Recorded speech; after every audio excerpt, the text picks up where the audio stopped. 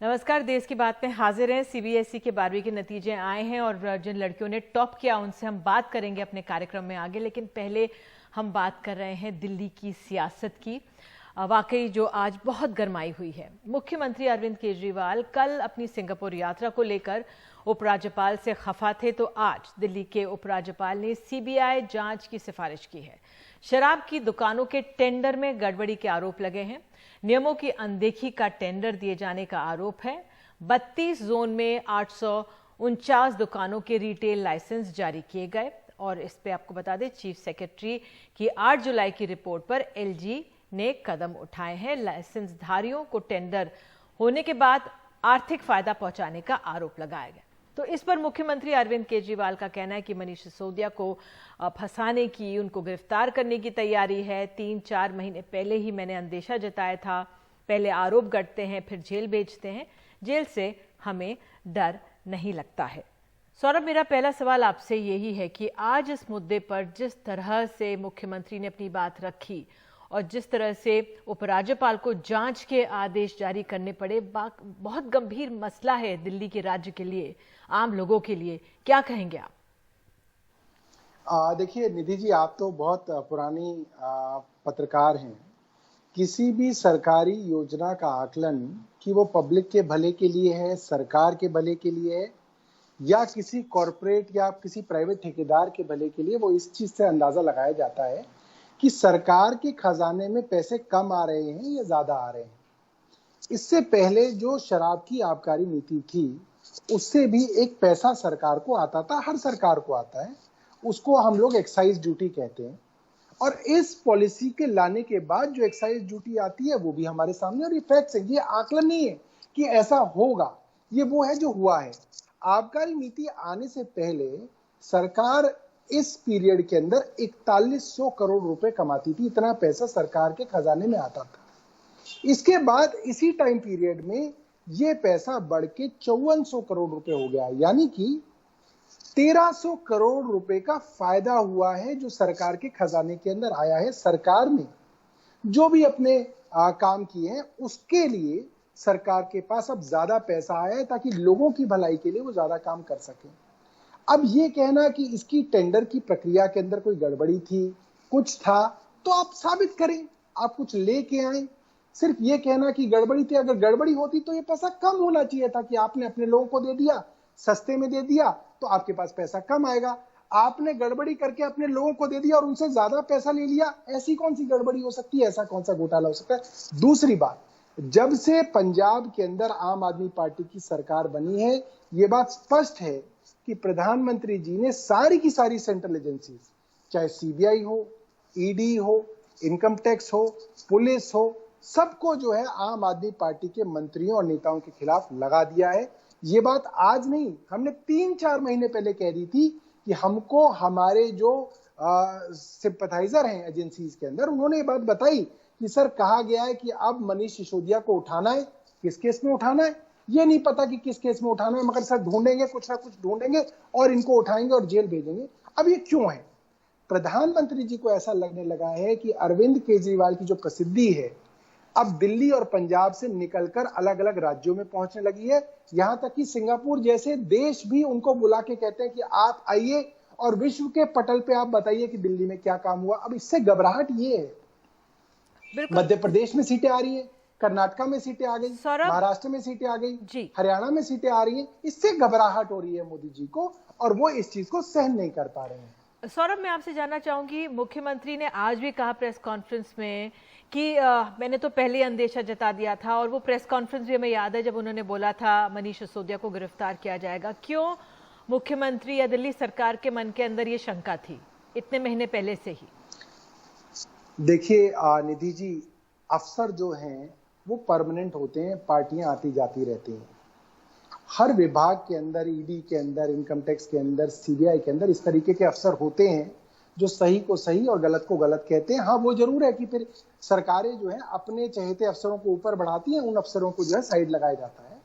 तो ये जब मैसेज इन एजेंसीज में दिया गया कि भाई पहले सत्येंद्र जैन को उठाना है और फिर मनीष सिसोदिया को उठाना है, तो ये खबरें एक अफसर से नहीं, कई अफसरों से, हमारे कई नेताओं तक ये बात पहुंची, कई सोर्सेज से ये बात आई, कई पॉलिटिकल लोगों से हमारे तक ये बात पहुंच गई थी कि पहले सत्येंद्र जैन को गिरफ्तार किया जाएगा, उसके बाद मनीष सिसोदिया जी को गिरफ्तार किया जाएगा। ये बात सबको मालूम थी। क्यों गिरफ्तार कर दिया जाएगा, हमने भी पूछा एजेंसी वाले लोगों से, भाई किस मामले में करेंगे? कह रहे सर ये नहीं पता, मगर ढूंढ रहे हैं। तो अभी क्या हुआ, जब नए एलजी साहब आए तो उन्होंने क्या किया कि अपने अफसरों को ये कहा कि भाई सारी की सारी फाइलें खंगालो, कहीं पे कुछ तो मिलेगा। अब देखिए, आपको छोटी मोटी कोई रेगुलरिटी चाहिए, उसके लिए आप केस दर्ज कर लीजिए। अब फैसला तो कई सालों बाद कोर्ट में होगा, मगर तब तक क्या होगा कि आप ये दिखा सकते हैं कि ये जो अपने आप को कट्टर ईमानदार कहते हैं साहब, ये ईमानदार नहीं है, ये भी हमारे जैसे ही है। अरविंद केजरीवाल ईमानदार नहीं है, ये भी भाजपा जैसा है। कुल मिला के इनको अपनी तरह दिखाने के लिए इनके ऊपर सैकड़ों केस किए जाएं, मंत्रियों पे भी किए जाएंगे, विधायकों पे भी किए जाएंगे।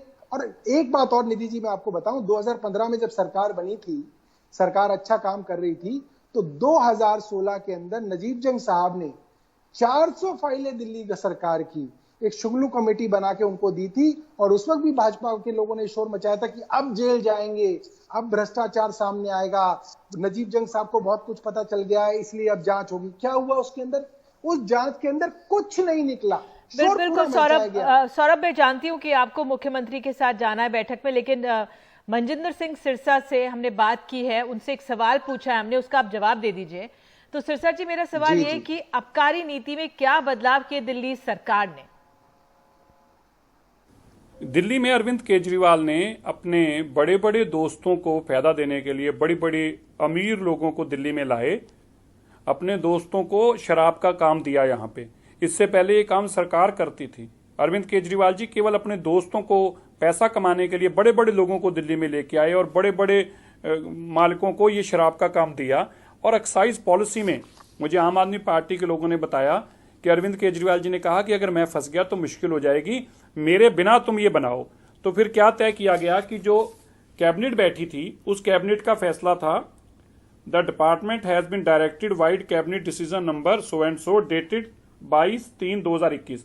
तो 22 मार्च 2021 का जो फैसला था, इसको बाद में अरविंद केजरीवाल जी ने अपने ग्रुप ऑफ मिनिस्टर्स के माध्यम से बदलवाया 5/4/2021 को। 12 दिन बाद ग्रुप ऑफ मिनिस्टर्स ने कैबिनेट के फैसले को बदल दिया, कैबिनेट के फैसले को, क्योंकि अरविंद केजरीवाल जी ने उनको कहा कि मेरे को तो बचा लो, कम से कम मैं तो बाहर रहूं अगर कल को बात बढ़ेगी तो ये पैसा कमाने के लिए उन्होंने अपने लोगों को बिचौलिए डाले।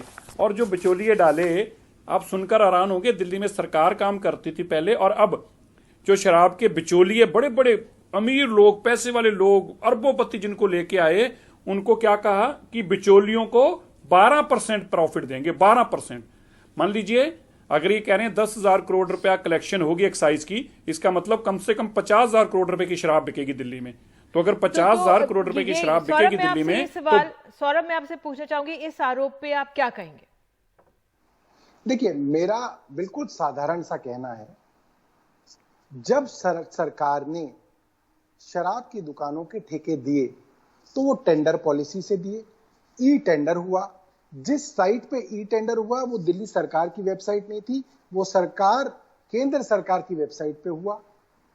और उस टेंडरिंग के अमाउंट से आपको अंदाजा लग सकता है कि उसके अंदर कोई रिगिंग नहीं हुई, क्योंकि पिछली बार जिन अमाउंट्स के ऊपर वो टेंडर छूटते थे उससे कहीं ज्यादा अमाउंट्स के ऊपर नए वाले टेंडर छूटे, तभी तो सरकार के पास राजस्व आया। जाहिर सी बात है, बहुत सारे ठेके पहले सरकार चलाती थी, उनको प्राइवेटाइज कर दिया गया, क्योंकि सरकारी ठेकों पे लंबी लंबी लाइनें लगती थी, जेल की तरह छोटा सा दरवाजा होता था, उसके बाहर जो है काफी जो है उपद्रव मचता था। सरकार ने बाकी सरकारों की तरह, जैसे हरियाणा सरकार के अंदर ये हुआ, आप गुड़गांव के अंदर जाएंगे सारी वाइन शॉप्स आपको वैसी ही मिलेंगी जैसी आज दिल्ली में है। आप कर्नाटका में जाएंगे, आप आंध्र प्रदेश के अंदर जाएंगे, वहां पे इन सब चीजों के अंदर जो है मूलभूत परिवर्तन हुआ है। जैसे आप देखें कि पहले परचून की दुकान होती थी, अब आप सुपरमार्केट होती हैं। उसी तरीके से अब जो सरकारी दुकानें पहले होती थी जिसमें बाहर खिड़की के अंदर हाथ डाल के शराब ली जाती थी, उसको हटा के बड़ी दुकानें बनाई गई जिसके अंदर कस्टमर वॉक इन करेगा, अपना सामान सुपरमार्केट की तरह पिक करेगा और जाएगा। और उससे फायदा ये हुआ, कस्टमर एक्सपीरियंस बेहतर हुआ, और जो सरकार को जो एक्साइज ड्यूटी मिलती थी उसके अंदर 1300 करोड़ रुपए का इजाफा हुआ। ये फैक्ट्स है। बिल्कुल सौरभ, क्योंकि जो राज्य सरकारें हैं उनके लिए पैसे कमाने का एक बहुत बढ़िया जरिया रहता है ये एक्साइज का जो विभाग है, और राज्य के लिए तमाम कार्य भी करने पड़ते हैं। जिन राज्यों में शराबबंदी होती है वहाँ पे मुश्किलें भी होती हैं और दबे छुपे ये कार्य चलता भी रहता है। लेकिन अपने आप में आरोप प्रत्यारोप का ये दौर है। एक सवाल और मैंने सिरसा जी से पूछा था कि नियमों की निगाह में क्या गलत किया गया, ये भी सुन लेते। बड़ी पंजाब बोटलर्स हैं, इनके पास 6 फैक्ट्रियां हैं, 6 अलग अलग शराब की फैक्ट्रियां हैं। एक्साइज पॉलिसी में जिसके पास फैक्ट्री है वो होलसेलर का काम या रिटेल का काम नहीं कर सकता, और इसी तरह रिटेलर होलसेलर नहीं बन सकता, होलसेलर फैक्ट्री नहीं चला सकता। तो इन्होंने बड़ी बोटलर को काम दिया एयरपोर्ट पे। तो बड़ी बोटलर शराब बना भी रहा है और एयरपोर्ट के सारे लाइसेंस जो हैं वो शराब के बड़ी बोटलर को दिए गए। तो रिटेल में भी वो आ गया, होलसेलर में भी KSJM के नाम से वो होलसेलर का काम भी कर रहा है। यू अरविंद केजरीवाल जी के बड़े बड़े दोस्त हैं पैसे वाले। इसी तरह ये एडी ब्रॉन्सन जो है, ये फैक्ट्रियां हैं 5 रजिस्टर्ड हैं दिल्ली में, और उसके बाद महादेव के नाम से ये शराब का काम कर रहे हैं होलसेल के अंदर। बिल्कुल सौरभ, ये इन जो आरोप के तथ्यों को हम बिल्कुल नहीं जानते हैं, लेकिन सिरसा ने ये आरोप लगाए हैं, उन्होंने जिस तरह से कहा है, इसको कैसे समझाएंगे आप? क्या वाकई में जो मनजिंदर सिरसा जी आरोप लगा रहे हैं इसमें कुछ तथ्य है? देखिए, मैं आपको ना इसको साधारण भाषा के अंदर समझाता हूं। इन्होंने कहा कि एयरपोर्ट के अंदर इन्होंने किसी अपने दोस्त को दे दिया। अब अगर मैंने अपने किसी दोस्त को दे दिया हो तो मेरा दोस्त सरकार को उतना पैसा देगा जितना शायद कोई और ना दे, कम देगा ना। मतलब पहला कोई दूसरा आदमी 50 रुपए देता तो मेरा दोस्त अगर होगा तो मैं कहूंगा यार तू 40 ही दे दे, 10 रुपए बांट लेंगे। एयरपोर्ट के ठेकों में क्या हुआ, पहले 105 करोड़ रुपए सालाना की आमदनी सरकार की होती थी एक्साइज रेवेन्यू में एयरपोर्ट से, और ये मैं फैक्ट्स बता रहा हूं, चेक कर सकते हैं। आज की तारीख में एक साल के अंदर एयरपोर्ट्स की दुकानों के अंदर 234 करोड़ की जो है आमदनी हुई, मतलब लगभग दुगनी हो गई। अब अरविंद केजरीवाल का दोस्त बनने का अगर ये घाटा आपको होगा कि जो आदमी, कोई तीसरा आदमी 105 करोड़ रुपए देता था कमा के और अरविंद केजरीवाल का दोस्त जो है वो 234 करोड़ रुपए देगा, तो ऐसे दोस्त तो होने चाहिए मेरे हिसाब से। सब सरकारों को ऐसे दोस्त ढूंढने चाहिए जो दोस्ती भी करें और पैसा ज्यादा लाके दें। तो इसलिए जो है ये केस ज्यादा ठहरेगा नहीं, क्योंकि इस केस की बुनियाद जो है वो कमजोर है। आखिरी सवाल आपसे सौरभ, ये कि जो ये चुनौती है पूरे प्रोसेस की, जो भी जिस तरह से मामला बढ़ेगा इससे परेशानी तो होती है, वो अपने आप में आम आदमी पार्टी के सामने चुनौती है। देखिए निधि जी, ये तो जाहिर सी बात है कि कोई, जैसे मैं कहीं जा रहा हूं, कोई चलती हुई महिला ही मेरे ऊपर कोई आरोप लगा दे कि भाई इसने मेरे को छेड़ा। अब पुलिस तो केस रजिस्टर करेगी, परेशानी तो होगी, बदनामी भी होगी। अब बाद में वो साबित होगा नहीं होगा वो कानून की बात है, मगर एक चीज होगी। मैं सिर्फ एक उदाहरण के तौर पे दे रहा हूं। या कोई कह दे कि भाई इसने मेरे को थप्पड़ मार दिया, बाय द वे जैसे चीफ सेक्रेटरी साहब ने कहा कि जी मेरे को मारा, अब वो साबित नहीं हुआ। अंततः अरविंद केजरीवाल जी और मनीष सिसोदिया जी उसके अंदर बाइज्जत बरी हो गए, मगर वो 2-4 महीने तक जो है वो बदनामी की गई। हम भी किसी मीटिंग में जाते थे तो लोग कहते थे अरे सर आपके यहाँ तो जो है अफसर को मार दिया गया। तो बदनामी जाहिर तौर पे होती है, और मुझे लगता है कि जब हम एक बड़ी ताकतों से लड़ रहे होते हैं तो इस तरीके के संघर्ष होते हैं और इस तरीके की चुनौतियां आती हैं और इस तरीके की कुर्बानियां देनी पड़ती हैं, और हमारी पार्टी के लोग जो है इन कुर्बानियों को देने के लिए तैयार हैं। हम लोग तय करके आए कि हाँ ये तो होगा, लोग जेल जाएंगे, जेल से वापस आएंगे, ये चलेगा तो हम चलाएंगे, कोई दिक्कत नहीं है इसमें। सौरभ, आप हमारे साथ जुड़े और तमाम आरोपों का आपने जवाब भी दिया, इसके लिए बहुत बहुत धन्यवाद। जुड़ने के लिए और जनता को समझाने के लिए बहुत बहुत धन्यवाद। तो आइए दिल्ली की सियासत से अब आगे बढ़ते हैं और अब बात कुछ होनहार छात्रों की करते हैं जिनसे हम कार्यक्रम की पहले शुरुआत ही करना चाह रहे थे। आज देश की 12वीं CBSE के नतीजे घोषित हो गए हैं। अपने जीवन का एक पड़ाव कई बच्चों ने बहुत अच्छे नंबरों से पार किया है। जो पास हो गए उनको बधाई, और जो सफल नहीं हो पाए हैं मन ना छोटा करें, कुछ और मेहनत करें, अगले साल फिर से प्रयास करें, आपको सफलता मिलेगी।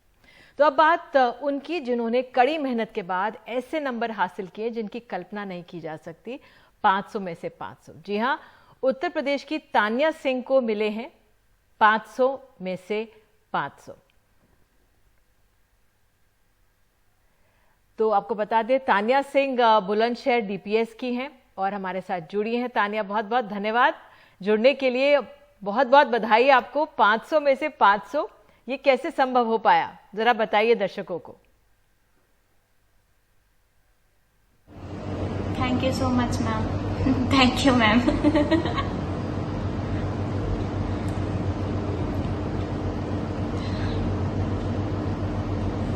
मैम टीचर्स का बहुत ज्यादा सपोर्ट रहा।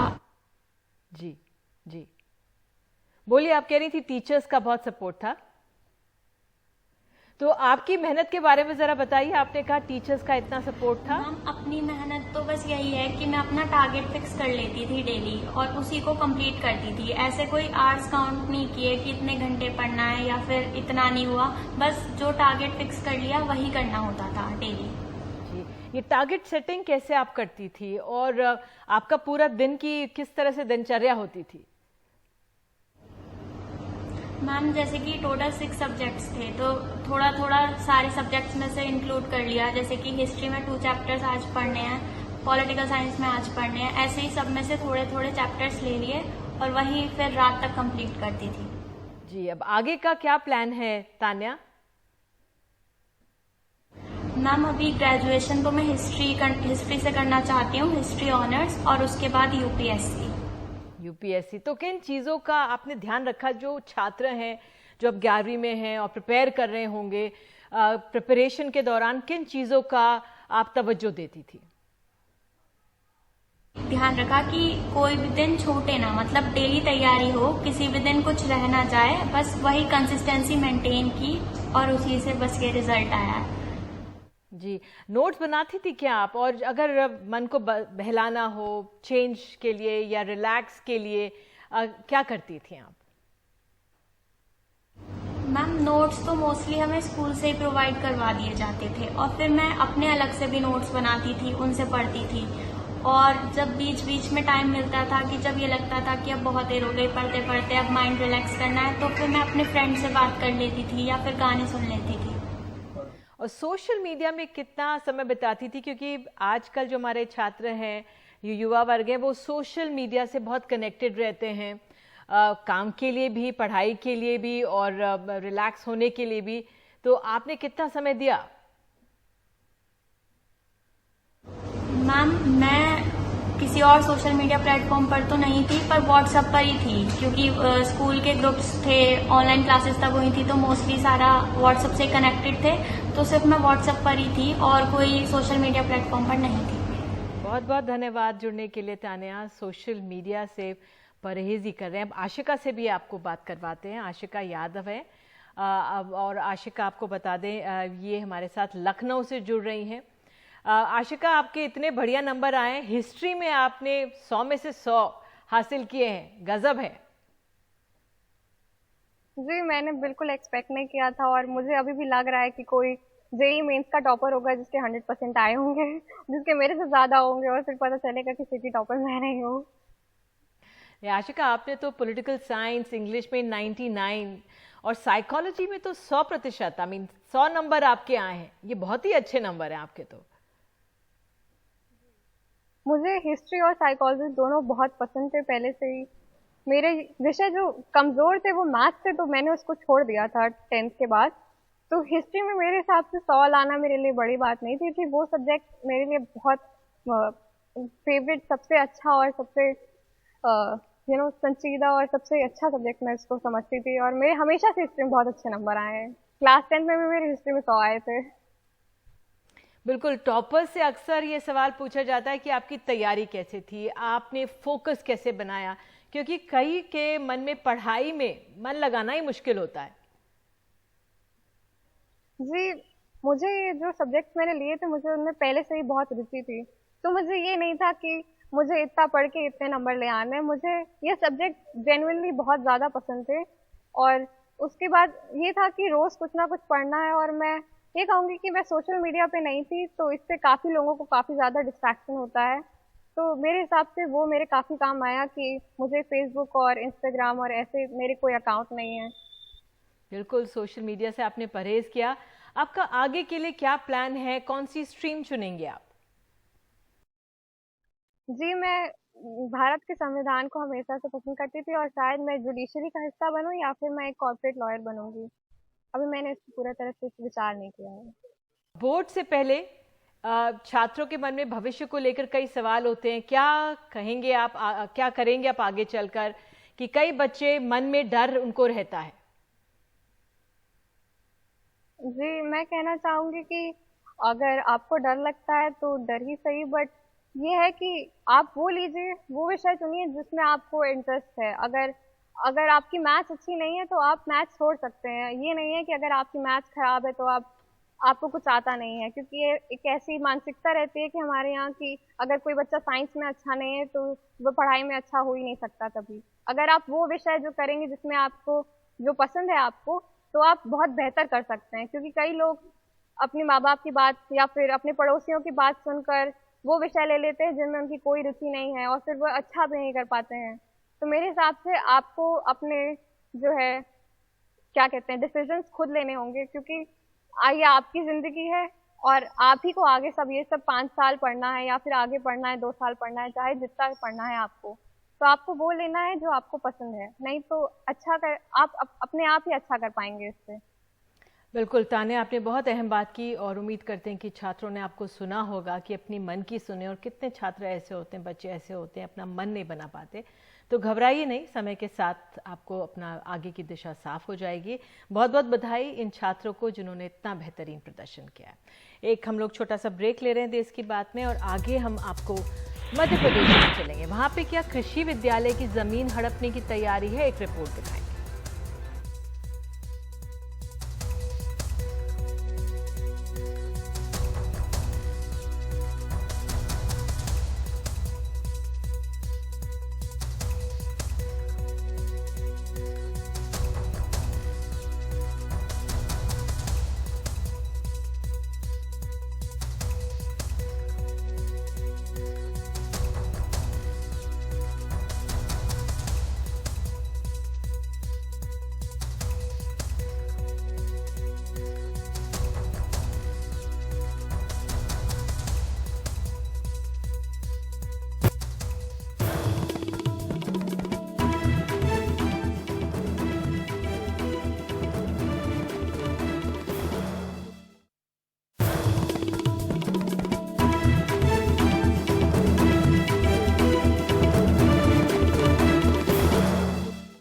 मध्य प्रदेश के मुख्यमंत्री खुद को किसान पुत्र कहते हैं, लेकिन उसी राज्य में करीब 1 सदी पुरानी कृषि महाविद्यालय की न सिर्फ शहर से बाहर करने की तैयारी हो रही है, बल्कि छात्रों का आरोप है कि 3000 करोड़ से ज्यादा की इस जमीन पर सिटी पार्क, आवासीय और कमर्शियल प्रोजेक्ट के नाम पर निजी हाथों में सौंपने का प्रस्ताव भी तैयार हो रहा है, जिसके कई वर्तमान और पूर्व छात्र संगठनों के अलावा किसान संगठन भी विरोध कर रहे हैं। इससे पहले कांग्रेस की सरकार ने जवाहरलाल नेहरू कृषि विश्वविद्यालय की 200 एकड़ जमीन पर सैटेलाइट सिटी बनाने का प्रस्ताव दिया, जो प्रदेश का एकमात्र कृषि विश्वविद्यालय है जहां देश में सीड रिप्लेसमेंट के लिए छात्र छात्राएं बीज तैयार करते हैं। एक रिपोर्ट।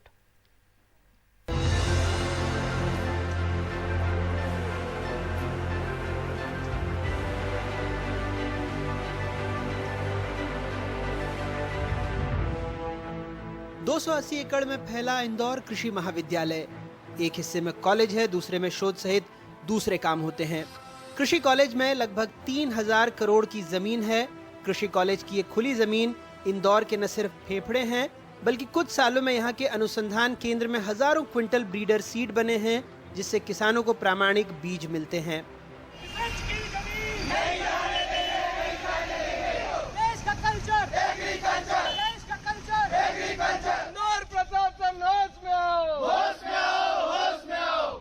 अब छात्रों का आरोप है कि प्रशासन ये जमीन छीनना चाहता है, फिलहाल ऑक्सीजोन के नाम पर, लेकिन भविष्य में यहाँ निजी हाथ मॉल, दफ्तर बनाएंगे। इंदौर एक ऐसा हब है एजुकेशन का कि यहाँ पर सब प्रकार के इंस्टीट्यूट, कोचिंग इंस्टीट्यूट है। बच्चे यहाँ पे जो भी आते हैं, यहाँ पे कृषि क्षेत्र के सब टॉपर आते हैं अच्छे अच्छे क्षेत्र से। तो अगर इसको किसी और जगह शिफ्ट कर दिया जाएगा तो एक तरीके से ऐसा बोला जा सकता है कि निमाड़ का कृषि का बैकबोन खत्म हो जाएगा। क्योंकि वो ये तो वही चाह रहे हैं, क्योंकि धीरे धीरे कॉलेज को आप भी देख सकते हो, कॉलेज के कैसी दुर्दशा करते जा रहे हैं धीरे धीरे। ये तो उधर कृषि के कैंपस देखो आप कितने बढ़िया हैं। जिला प्रशासन जो है ये ब्यूरोक्रेट्स के साथ, कारपोरेट के साथ मिलकर यहाँ जो कृषि महाविद्यालय की ज़मीन को हड़पने का ये जो प्रयास कर रहे हैं, तो इसके विरोध में पूरे हमारे कृषि छात्र हैं, इस क्षेत्र के पूरे किसान हैं, क्योंकि किसानी से जुड़ा हुआ विषय है। यहाँ पर अनुसंधान चलते हैं, नई नई वैरायटियाँ तैयार होती है जो किसानों के लिए उपयोगी है, और इस प्रकार सरकार जो है ये इसको हड़पने का जो प्रयास कर रही है उसको बर्दाश्त नहीं करेंगे। इनको 1 इंच भी ज़मीन हमारे यहाँ से नहीं दी जाएगी। बिल्डिंग बना देंगे। कहाँ तो इस महाविद्यालय को विश्वविद्यालय में बदलने की योजना थी। ये प्रार्थना है कि विश्वविद्यालय स्थापित करना, ये सबकी भावना यही है ना? जी सर, जी मेरी भावना भी आपके साथ है, इसीलिए लो। कृषि मंत्री ने नाम पूर्व प्रधानमंत्री अटल बिहारी वाजपेयी कृषि विद्यालय करने का ऐलान भी किया था। वो अब कह रहे हैं सरकार जो प्रस्ताव लाती है वो सबके हित में होता है, निजी हाथों में जमीन नहीं जाएगी। निजी हाथों में नहीं देंगे, प्रदेश के हित में ही हम काम करेंगे। और दूसरा, मध्य प्रदेश कृषि के विकास के मामले में लगातार हमको 7 बार कृषि कर्मण पुरस्कार मिला है, लेकिन सरकार जो निर्णय लेती है वो प्रदेश के समुचित देखते हुए प्रदेश के हित में, प्रदेश के विकास के लिए निर्णय लेगी। लगभग 90 साल से इंदौर कृषि कॉलेज में ज्वार, चना, सोयाबीन सहित मिट्टी परीक्षण, जल प्रबंधन की कई तकनीकों पर काम और अनुसंधान हो रहा है। छात्र और विपक्ष भी कह रहा है कि कॉलेज से 1 इंच जमीन भी नहीं दी जाएगी। जो मध्य प्रदेश सरकार है वो तानाशाही रवैये से जो ये रिसर्च की ज़मीन है जिसकी कोई कीमत नहीं लगा सकते, क्योंकि 98 साल पहले यहाँ रिसर्च चालू हुआ था। अंग्रेज़ों ने अपने समय पे बड़ा रिसर्च करा के ये ज़मीन को चिन्हित किया था और यहाँ पर रिसर्च शुरू किया था। इसकी इतनी बड़ी ताकत थी, यहाँ के रिसर्च का इतना बड़ा नाम था कि गांधी जी स्वयं यहाँ पर आकर और रिसर्च को देख के गए और तारीफ करके गए।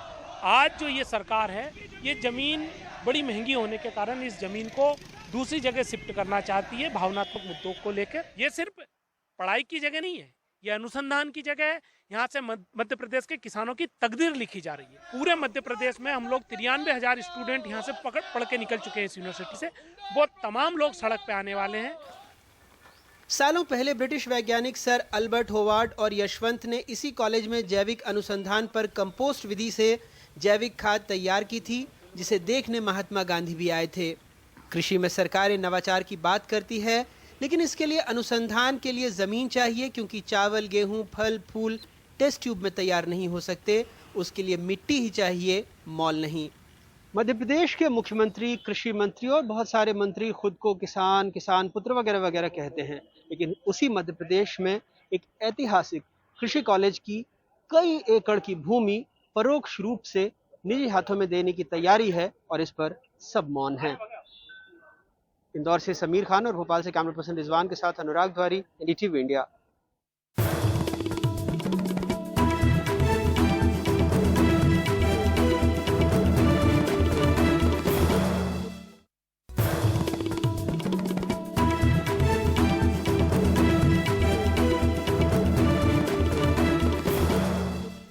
आज़ादी के 75 साल पूरे होने के मौके पर इस बार 13 से 15 अगस्त तक देश के 20 करोड़ घरों में तिरंगा फहराने की योजना है।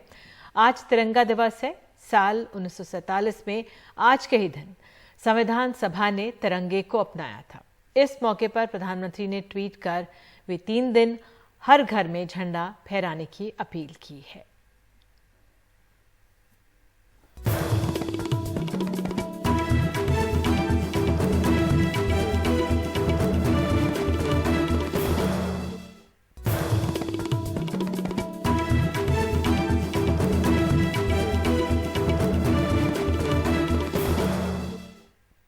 अड़सठवें राष्ट्रीय फिल्म पुरस्कारों की घोषणा कर दी गई है। तानाजी के लिए अजय देवगन को बेस्ट एक्टर का पुरस्कार मिला है।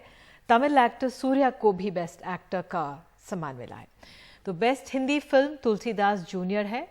बेस्ट फिल्म का अवार्ड सोरारई पोटरू को मिला है। बेस्ट म्यूजिक विशाल भारद्वाज और सर्वश्रेष्ठ लोकप्रिय फिल्म तानाजी है।